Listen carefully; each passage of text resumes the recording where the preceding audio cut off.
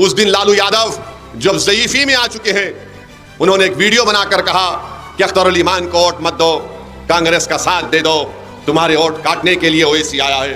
अरे लालू जी, तुम यहां से हार गए पाटलिपुत्रा से, क्या तुमने भी कुछ पैसे लेकर हारे थे क्या बीजेपी से? बताओ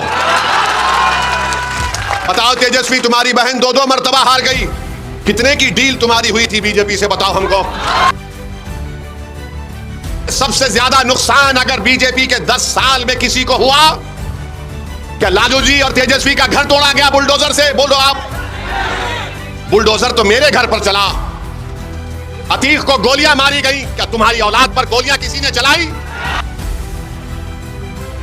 शहाबुद्दीन जेल में थे तो सीवान की सरजमीन शहाबुद्दीन को नहीं मिली दफनाने के लिए। हम पे जुल्म हुआ, क्या तुम्हारी बेटियों से हिजाब खींचा गया? क्या हमारी अज़ाओं पर गालियां दी गई? किसने किया ये? 100 साल का मदरसा बिहार का जला दिया गया। बताओ आप कौन है deputy chief minister? Tejashwi Yadav है। अरे तुमको अगर इतना वोट की फिक्र थी तो तुम जाते उस जले हुए मदरसे का मायना करते, तुम नहीं गए।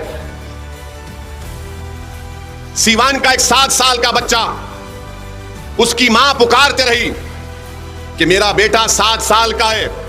जो 16 साल के कम उम्र के होते हैं वो जेल को नहीं भिजाए जाते, उनका एक अलग घर होता है बच्चों का, जुवेनाइल होम कहते हैं अंग्रेजी में।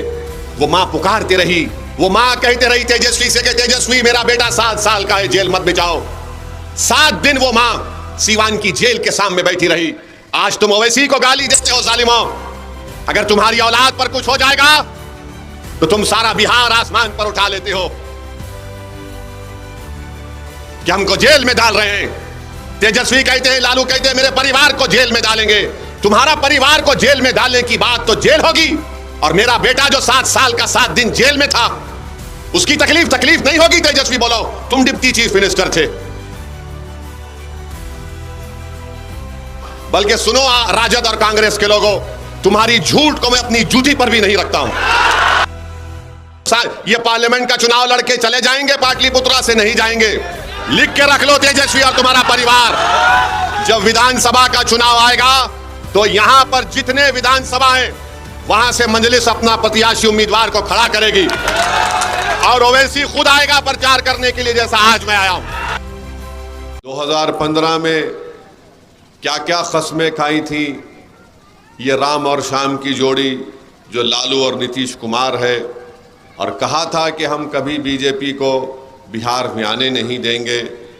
नीतीश कुमार ने छोड़ दिया, लालू ने नीतीश का साथ छोड़ दिया, बीजेपी की सरकार बन गई। मैं आपको बताना ये चाहता हूं कि आपने तो वोट दिया था बीजेपी को रोकने के लिए, मगर आज बिहार में अगर बीजेपी की सरकार है तो क्या ये जिम्मेदारी राजद पर आयद नहीं होती है? मेरे अजीज दोस्तों और बुजुर्गों, फिर आप देखते हैं कि पाटलिपुत्रा की ये पार्लियामेंट का हल्का है, यहाँ पर हर बार कोई ना कोई कुछ हो जाता है। ये बीजेपी के उम्मीदवार हैं रामकृपाल यादव, ये कहाँ से आए बताइए आप? ये कौन सी पार्टी छोड़कर गए?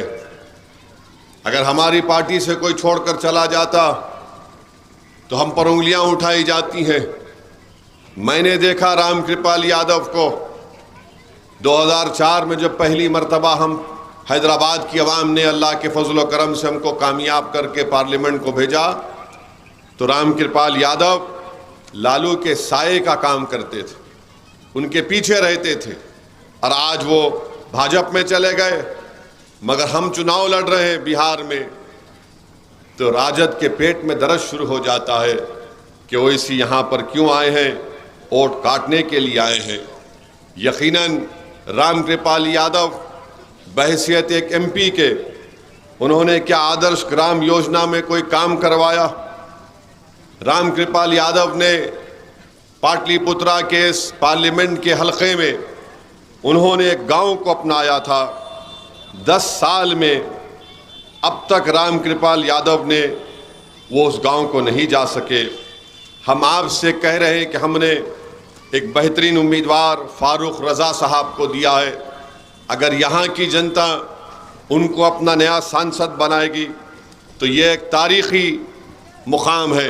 पाटलिपुत्रा हज़ारों साल की यहाँ पर तारीख़ और तहज़ीब है। इसको हम बेहतर से बेहतर एक टूरिज़म का सेंटर बना सकते। यहाँ पर मानेर शरीफ की दरगाह भी है, हमारे हिंदू भाइयों का भी एक आस्था का मुकाम है।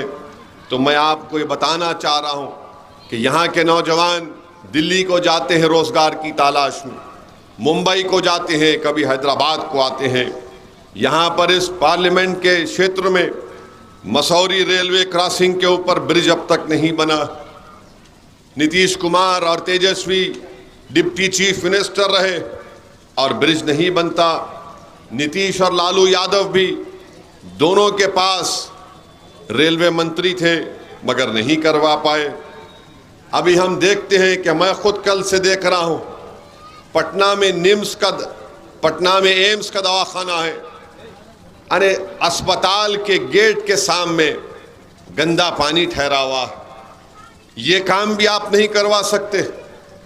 राजद को सत्ता में बोलते 17 महीने हम थे, ये पान नहीं करवा सकते। फुलवारी शरीफ में आए दिन यहाँ पर ट्रक का एक्सीडेंट होता है और उन ट्रक्स के लिए हाईवे नहीं बनाया जाता। फिर मैं आपको बताना चाह रहा हूँ कि हम पर इल्ज़ाम लगाने वाले ये भूल जाते हैं कि हम सिर्फ किशनगंज लड़े, पूर्णिया, कटिहार, अररिया हम नहीं लड़े। अगर हम वो लड़ते तो क्या हो जाता मालूम आपको? ये लोग इलेक्शन लड़ भी नहीं पाते। और हम इसलिए नहीं लड़े क्योंकि अख्तरुल ईमान की दरिया दिली की वजह से हम नहीं लड़े। उन्होंने कहा कि सर तस्लीमुद्दीन साहब मरहूम सीमांचल के गांधी के नाम से याद किए जाते हैं, तो हम उनके बेटे के खिलाफ उम्मीदवार ना खड़ा करें। फिर दूसरा उन्होंने कहा कि सर हम सिर्फ किशनगंज लड़ते हैं, सीमांचल की एक ही सीट हम लड़ेंगे। मैं कहता रहा मगर मुझे अपने प्रदेश के सदर की बात को मानना पड़ा और उसका नतीजा क्या निकला? राजद ने हमारे 4 एमएलए को खरीद लिया। अख्तरुल ईमान साहब, आफ्ताब साहब, मंजलिस के कई सैकड़ों अरकान ने 5 साल मेहनत की हैदराबाद से माजिद हुसैन के साथ और सीमांचल की जनता ने वहाँ पर हमारे 5 एमएलए को कामयाब किया। लालू यादव ने और तेजस्वी यादव ने, नीतीश कुमार ने उस 4 एमएलए को खरीद लिया। और क्यों खरीदा उन्होंने? क्योंकि वो नहीं चाहते थे कि बिहार में आपकी एक सियासी लीडरशिप बनकर उभरे।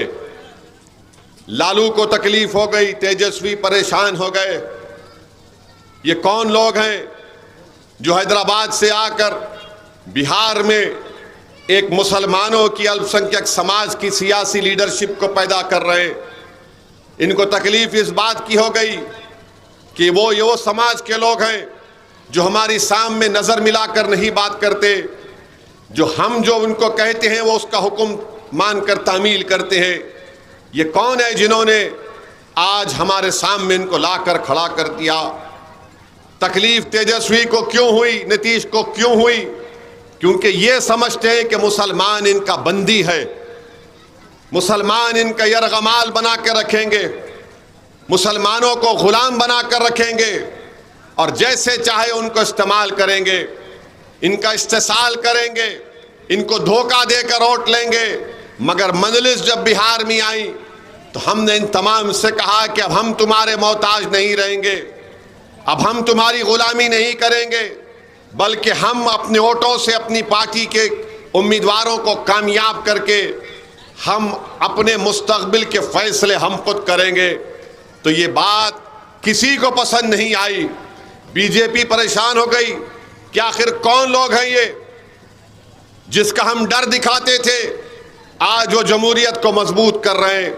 तो मेरे अजीज दोस्तों और बुजुर्गों, हमारे 4 एमएलए खरीद लिए। दिल नहीं भरा तेजस्वी का और उनके बाप का।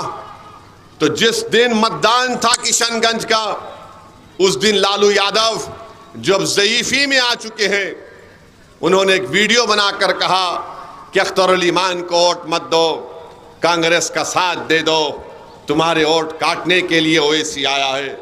अरे लालू जी, तुम यहां से हार गए पाटलिपुत्रा से, क्या तुमने भी कुछ पैसे लेकर हारे थे क्या बीजेपी से? बताओ बताओ तेजस्वी, तुम्हारी बहन 2-2 मर्तबा हार गई, कितने की डील तुम्हारी हुई थी बीजेपी से? बताओ हमको।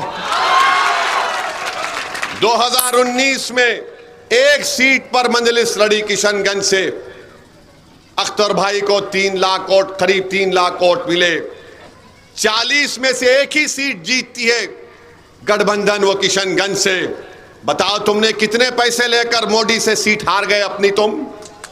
अगर आज भी तुम सीट हारोगे, तुम मेरी बात को लिख के रख लो, ये अपने वीडियो में महफूज रख लो, ये नहीं रोक पाएंगे बीजेपी को।